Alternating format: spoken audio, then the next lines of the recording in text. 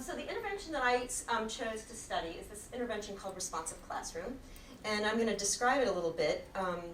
So one of the things I always hate is when people are talking about an intervention and halfway through you realize you don't know what the intervention is. So I'm going to make sure that I'm clear about what the intervention actually is. So this was developed by a group of people in Western Mass in the 1980s, it's designed as an approach educators creating safe, challenging, and joyful elementary school classrooms. I'm independent from them, and they're a nonprofit organization. They generate a lot of books and materials for teachers, and they're very careful to keep their eyes on what teachers' needs are and develop materials in line with those teacher needs. The way that the intervention is designed is they have a set of guiding principles. They have 7 principles that they say are really sort of important things for teachers to keep in mind in working with kids. So one example is the social curriculum is as important as the academic curriculum. Another is to be successful academically and socially. Children need a set of social skills, including cooperation, assertion, responsibility, empathy, and self-control. And then the process of learning is as important as the product of learning. So it's really designed to open up the process of learning and what occurs during that process of learning and how learning occurs. So the idea of having these principles is that it's really easy to tell teachers to do a set of things, but we've often seen teachers do a set of behaviors, but it's like they're not really kind of getting it. So these principles kind of help make the practices kind of make sense. And if I had to categorize these principles and describe them in kind of two broad themes, I would say one is that it's really focused on creating a caring environment in the classroom, a caring environment between teachers and kids and among kids, and then it's also very proactive about classroom management. So instead of waiting till kids mess things up or break things or need discipline, it's really focused on teaching the kids a set of social skills very proactively, or a set of skills about how to use materials very proactively before engaging in those skills. And the idea is that you do all this work up front, and so that things go much more smoothly towards the end of later in the class period, or later in the year. Okay, so here are a few of their practices. These are 10 of their practices, and I'll describe a couple of them.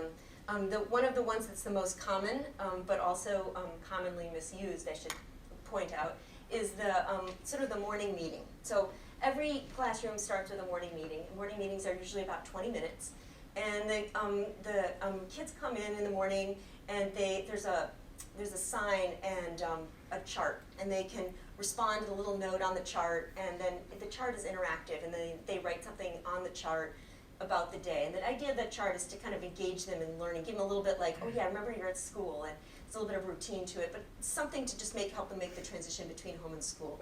Then the kids gather for a morning meeting, and kids don't bring anything with them to the morning meeting. And they sit in a circle on the floor. Typically, the teacher sits at their level or in a low chair, and then they begin with a greeting. And a simple greeting is that each child greets another person. So I'll try it with Ken. Good morning, Ken. Good morning. And you'd say good morning, Sarah. Yes. Okay. Nicely done.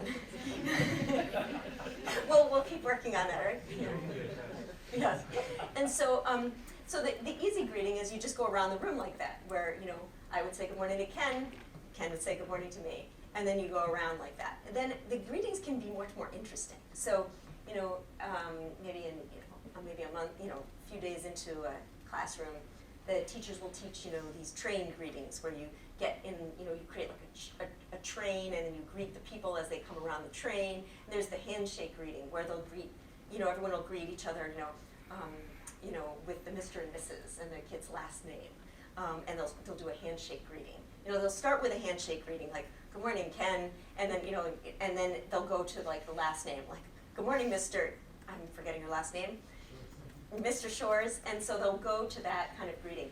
But what you're seeing here is sort of like a building of these social skills, but you're also seeing an opportunity where every kid is greeted in the morning by name every single day. And there is something, to that idea of, that kind of theoretically, it makes sense that that's something that you would want to, build community. It would be a way to build community. So then after the greeting, they do an activity. The activities are usually designed just to be fun and to bring out the best in the kids and best in the teachers. And they do, usually it's a little bit about, has a little bit of academic work that's tied in. It's designed to really bring a spark to the day and learning. So sometimes like one that comes to mind right now is a word-ending soccer ball, where they'll have, in the white parts of the soccer ball, it'll have little word endings like dash, ing, and the kids, gently toss the soccer ball to each other, and they're taught how to do that carefully. And then they come up with a word that has that word ending.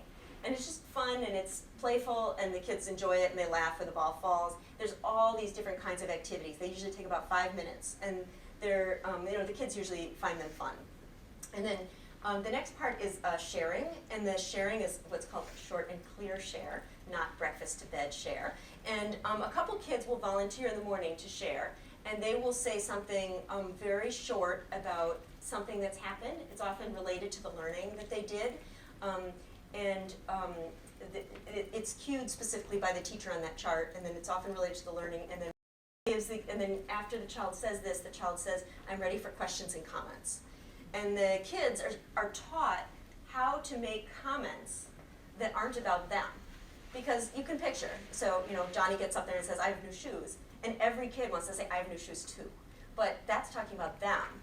They should really be talking about Johnny's new shoes. And so the kids are taught where you say, "Where did you get your new shoes? When did you get them? Are they comfortable?" And there are a few conversations, and then after 3 questions, the child will say, "I can take more questions or comments at recess or at lunch." And then that's the end. And so it's like just kind of like teaching, at some point the conversation ends. Moving on. And so then the last piece is that they go through this announcement charts, and the announcements are sometimes the teachers will write them with funny English, and the kids correct the English, or sometimes they'll be just setting the stage for the day. But the idea is that the teacher would bring something up that creates curiosity about the day, and it creates this feeling of like, "Ooh, I wonder what's going to happen for the kids," and that would be on that chart, and then the kids discuss that. That all takes about 20 minutes. I've seen 5-minute morning meetings, that you can do them very, very quickly if there's a need for that, and their teachers are taught ways to adapt them to be a regular part of the classroom day. So I'm going to also I'll give you another example of academic choice. Academic choice is when actually I'm going to give you the example of interactive modeling. So interactive modeling is when the teachers teach the kids a set of skills that they're going to need to be able to use to do their academic work. So if the kids are going to be choosing partners to work in working groups, and the kids have not chosen partners in their classroom before, what the teacher will do is the teacher will model, "Okay, I'm going to choose a partner, and I want you to watch and notice what I do." And the teacher will walk over, put a hand up, and choose a partner, and then they will sit down with that partner and will model that behavior. And then she'll ask the kids, "What did you notice about me doing that behavior?" And the kids will all say, "Well, you chose someone that you don't usually work with. You chose someone quietly. You chose someone by putting your hand up." They'll all talk about what they noticed. And then they'll say, "Okay, I'd like someone else to try it." And then one of the kids will do it. And they'll do the same thing, and then we'll say, "Okay, what did you notice?" "Okay, good. So what are the things?" "Okay, now I want all of you to try it." And so it's practicing these behaviors again and again like this, or just like this, so that they become routine. And so then the next day when the teacher says, "Okay, I want you to find a partner," then she'll probably say, "Can someone remind me what we need to do to find a partner?" And somebody will remind them how to find a partner, and then they'll go and find a partner, and then they'll all go to find a partner. Now the third time they do it, the teacher will just say, "Let's go find a partner," and the kids will all know how to do it. And it's I've seen this, and it is quite efficient. It appears to work. When I watch this happen, I say, this is quite a way, boy, I wish I'd known this when my kids were little. But it is quite a way to manage a group of kids very, in a way that looks very, very smooth. Okay, so those are the few examples. Okay, so here's our conceptual logic model for the work. And so we start with our intervention components. We had training and coaching in responsive classroom, which I'll describe more closely. we expected that would lead to a change in their teaching practices and the use of these responsive classroom practices in school. And then there were a whole set of proximal and distal outcomes. One was improved quality of the classroom environment, better teacher-student interactions. That was one. Then I expected that would result in improved student engagement and learning, and ultimately I would expect this would relate to improved social skills and improved achievement. So now in creating this logic model, the things that I was really very interested and curious about were these proximal outcomes, because I really am interested in knowing what happens in classrooms. So that was a big part of, that was a really expanded part of the work. And then we measured use of RC practices with a lot of careful detail, which I'll describe.